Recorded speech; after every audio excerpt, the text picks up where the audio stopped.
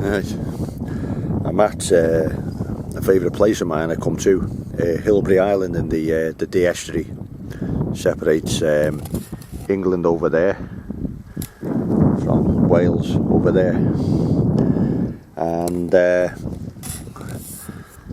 it's that time of year now. Everything's coming back to life, and we can see that. But there's lots of this sea pink here, also called thrift, and there's lots of it here. It's a good place for it, and a bit of colour, and the yellow stuff up there, if you can see, it's bird's foot trefoil.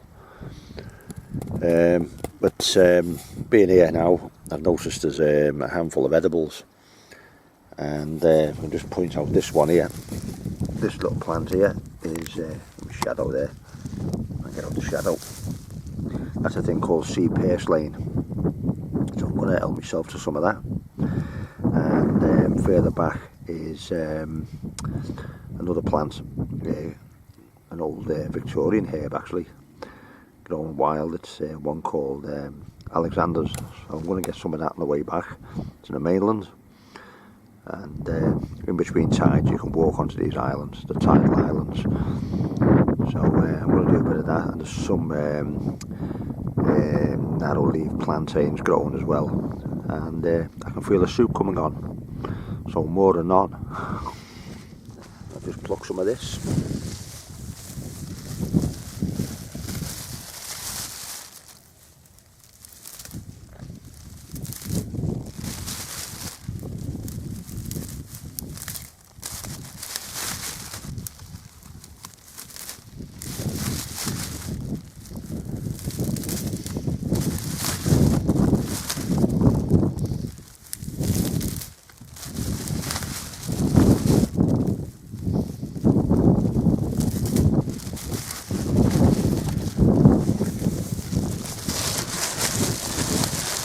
Enough for now. See anything else that I haven't already spotted, I'll be adding that to it as well. So move on to the Alexander's next. Really nice, this thrift. It's always a nice pink colour. The early spring. See, lots of it here.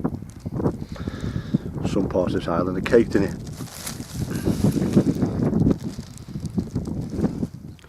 Just come across some sea beet here, so I'll be adding that to the soup, so I'll just collect some of that.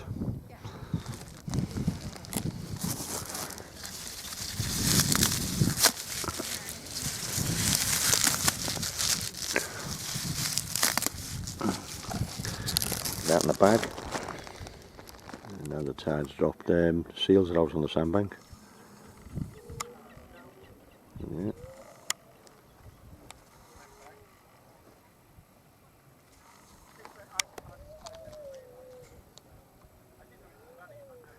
Hear them calling.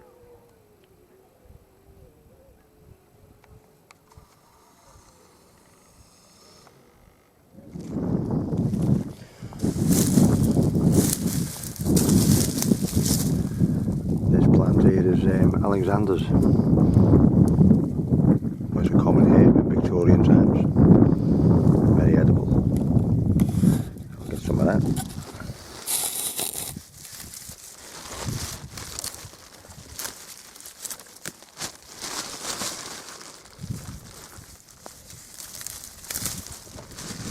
Yeah, amongst these bluebells there's some of this stuff here. They call it narrow leaf plantain, which is actually also called ribwort plantain. All the plantains are edible. So I'm going to pull a few of those leaves up there. A few more there. There, ladies and gents, back in the kitchen. And going to sort out this vegetation I picked up at Hilbre Island. Yeah, see some of that out now.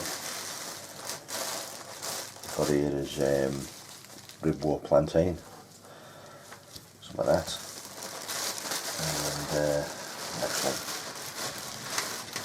some Alexander's.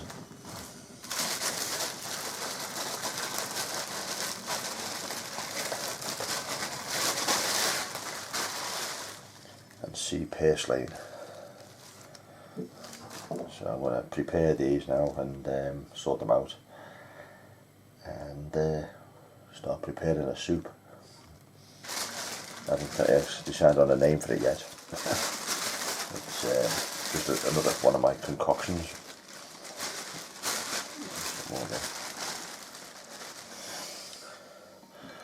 Just pulling the leaves off this purslane.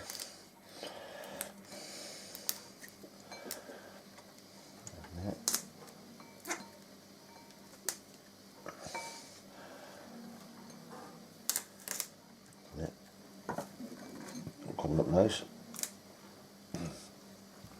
I've got that ribwort plantain there. That's already done, washed. It's the Alexanders. I've got to put them through the wash yet. And sea beet. That's all good. So I'll just carry on with this for a few more minutes. I like the idea of trying to keep my little concoctions here as natural as possible. However, you can't really escape the fact that potatoes aren't really wild like this plant is, for instance. But you need that as the base for your soup anyway, so I can't really escape potatoes. A while back I made some sea salt from evaporating seawater on the beach, and I've still got some left,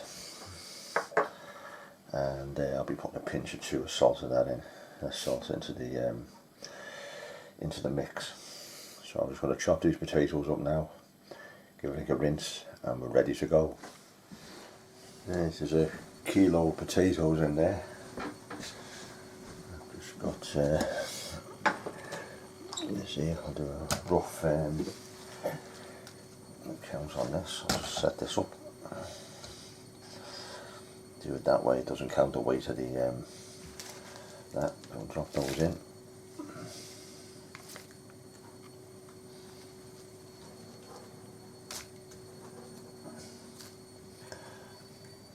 Bits there, bin, and that's 62 grams of ribwort plantain. So I'm in. Lay the grass there.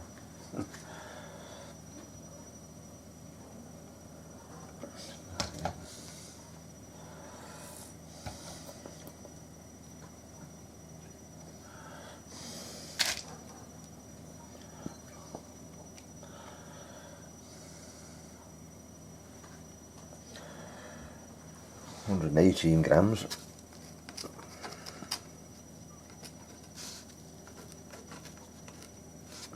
of sea purslane go in, and let's see what we got in.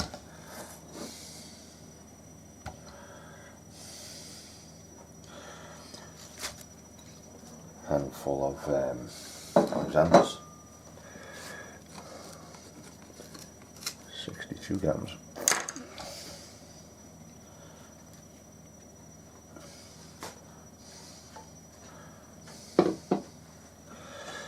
What I'm actually going to do is I'm going to boil the potatoes first and take all this greenery out. Boil up the potatoes about 20 minutes, and when they're all nice and soft, I'll put them on for about no more than 10 minutes. And then it all goes into the blitzer. So that's the next step. Nearly forgot another ingredient there, still in the sink. 115 grams of sea beet. While I'm here, and it's water bottles. But they're well handy, these. They're not just handy for taking water in. One of the things I do is this is 750 mils. This 75 cl. It's about 3/4 of a litre. It's if you put half a litre of soup in there, you can pop it in the freezer, and there's a bit of give in the plastic, and also there's room for expansion at the top there, and when it freezes, and then you can just get them out and defrost them as needed. They're well handy. And as you may have seen in other previous vids, I'll make this soup, but I'll probably eat it in an alfresco setting out in the woods somewhere. And again, this is well handy for transporting the soup.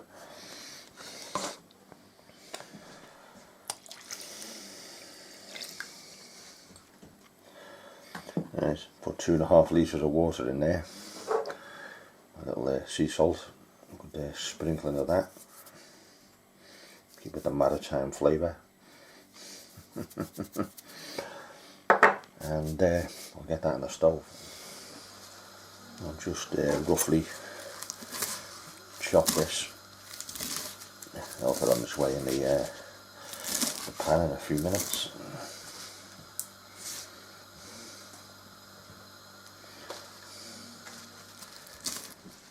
Right, that's boiled up now. Water's evaporated a little bit, so I'm going to put another half a litre in, so that would have ended up as 3 litres. And pop some of this in.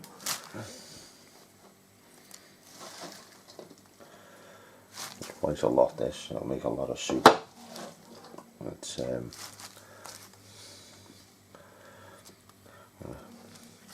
have a little bit of a shout out there to a work colleague of mine, Steve, who is a greedy pig like me, and he likes to sample these concoctions of mine, and I haven't managed to kill him yet, but I'll come to your time.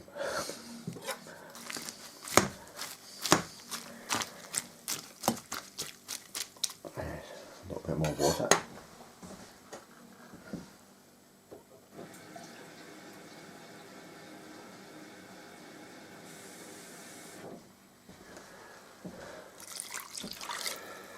And half litre there, so that's 3 in total. And I'll just get that back on the stove. Right, 20 minutes to boil the potatoes, extra 10 minutes to boil the veg, and it's all ready for the blitzer now. Drop it into the blender.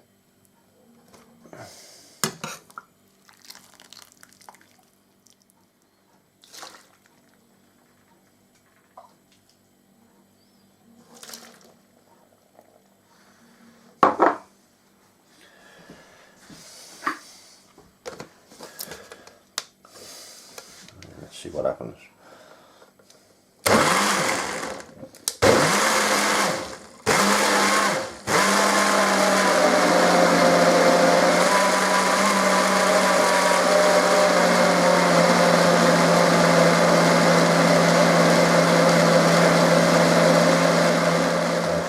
Green colour. So many of these veggie type concoctions.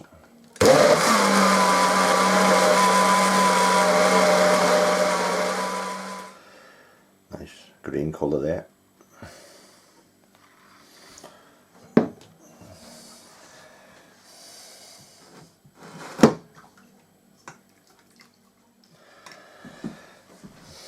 Right, there's the end product, ladies and gents. It's got a little bit paler in different light here. Got a skylight above me, and although the kitchen light's on, the sun's coming more overhead and it's getting a bit lighter in this room. It's a little bit paler than it was before. I'll just let that cool down now a little bit, and then I'll pop it into some bottles. There's 3.5 pints there. I have measured it in this big jug. That's roughly 2 litres. So with a bit of evaporation in there, that 3 litres of moisture that went in the water, that came down to about back down to about 2.5. I've just slung a little bit. Like this tends to be probably go a bit thicker as the evaporation continues for a bit longer. And of course, if you're cooking it, you just add a little bit of water, make it as thin as you want or as thick as you want. It's nice and thick now.